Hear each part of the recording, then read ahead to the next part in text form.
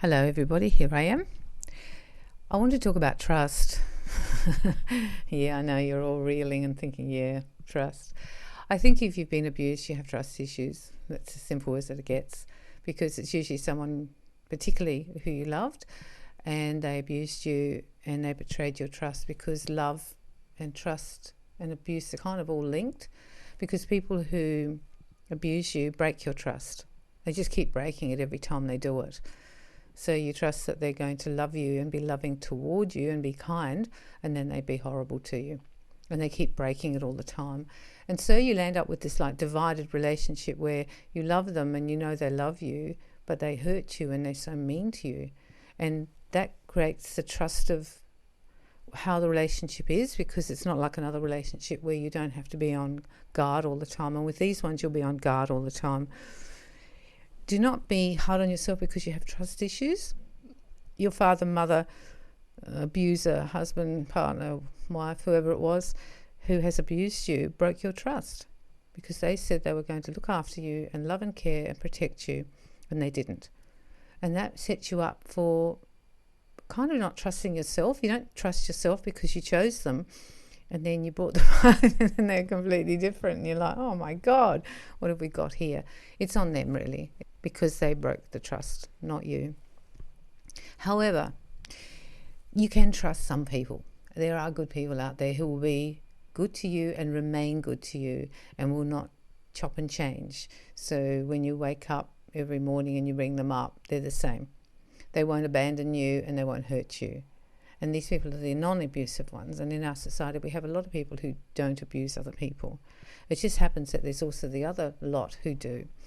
And so you have to learn who to trust. And I suppose time does that. I found for me, it wasn't what they said, it what they did.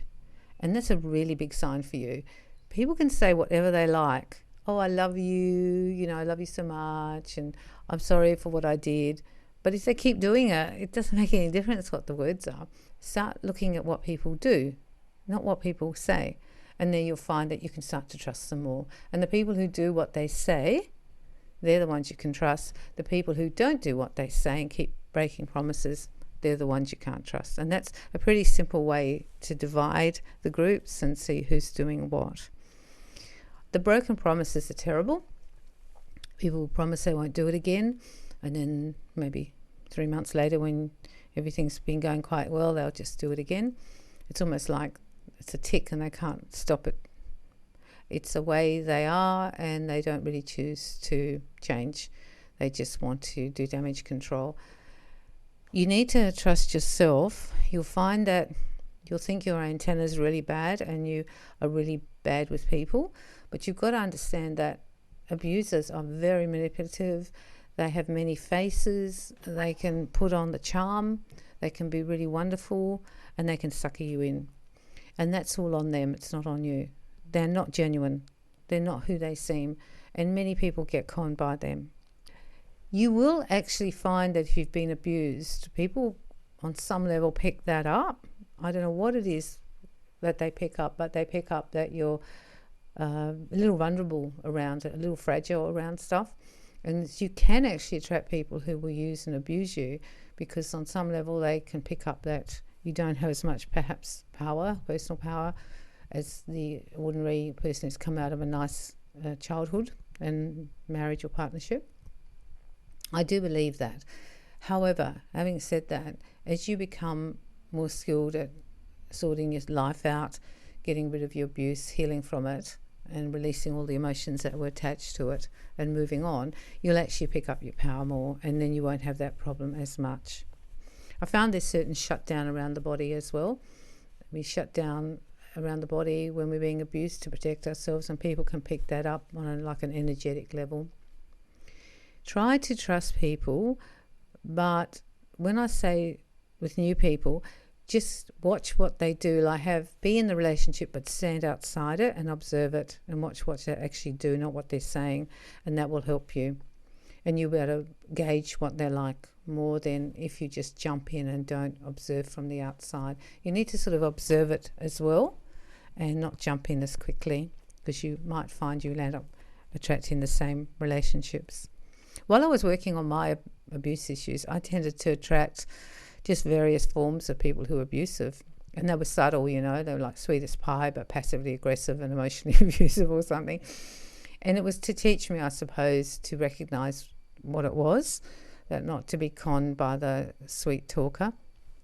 And now I'm getting older, I've got a little bit better at it. I think I can sort of pick them. I still every now and then get caught out and I'm like, oh, damn. But then I think that's perhaps a lesson for me in another form of subtle abuse, which is often in that area of being used.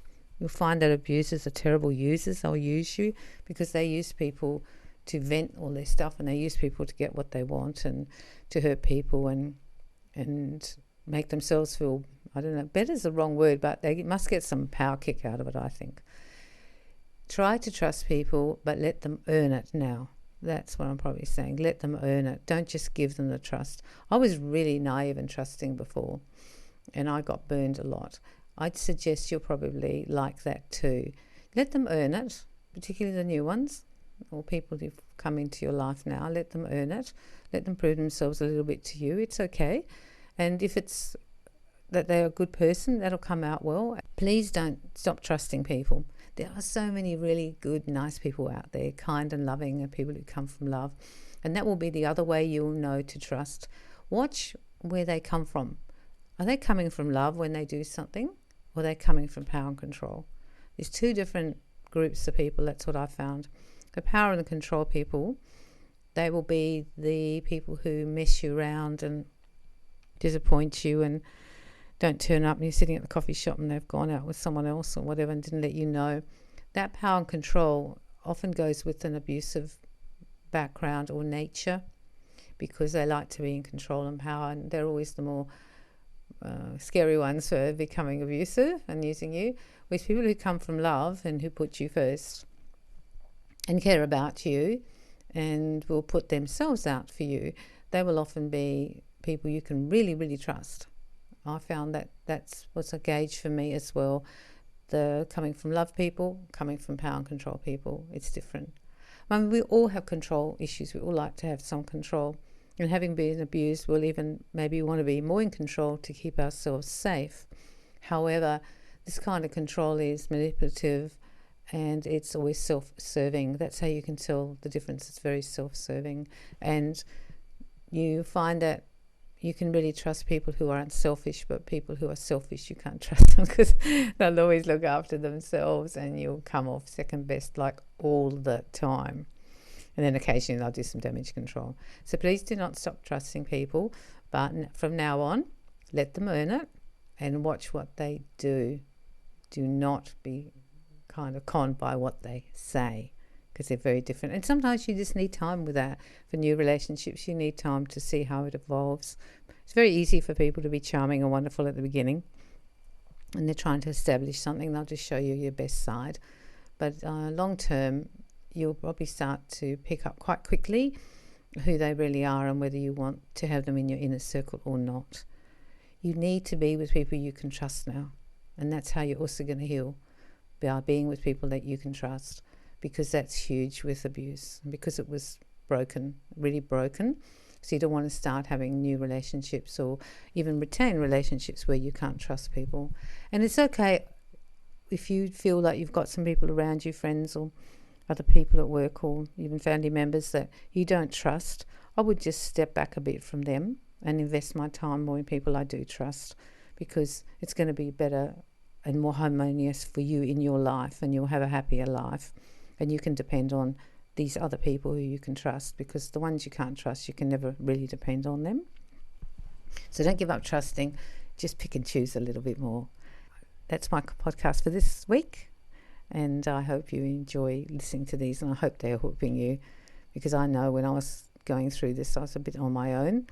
It was quite a while ago, and I had a few good friends and that, but it was hard. It was really hard on your own, and you can't really talk about it. So that's why I'm doing this. So have a good week and keep happy and keep positive.